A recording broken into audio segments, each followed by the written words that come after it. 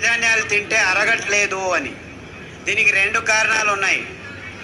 మీరు పొద్దున్న సిరిధాన్యం ఇడ్లీలు తింటే రాత్రి వరకు ఆకలి కాదు.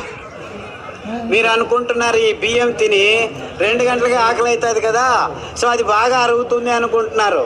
అలా కాదు. ఇది సిరిధాన్యాలు తింటే మీకు ఎంత కావాలో అంత గ్లూకోజ్ అందుతూ ఉండటం వల్ల మీకు ఆకలి కాదు. అంటే అది జీర్ణం కావట్లేదని కాదు మీకు అర్థం. అందరికీ ప్రాబ్లం అది. అంతేకాకుండా మీరు సిరిధాన్యాల్ని బియ్యంలాగే కుక్కర్లో వేసి పుస్సు పుస్సు అని 4 కూగులు కూగించేస్తే రాదనమాట. అది ఉడకదు. రాత్రి నానబెట్టి పొద్దున ఉడకబెట్టుకోవాలి. కనీసం 3 గంటల నుంచి 6 గంటలు నానబెట్టాలన్నమాట. నానబెట్టి వండితే ఆ ధాన్యం తింటే మీరు హ్యాపీగా ఫీల్ అవుతారు, ఆరోగ్యంగా ఉంటుంది. సిరిధాన్యాలు చిన్న పిల్లలు 9 నెలల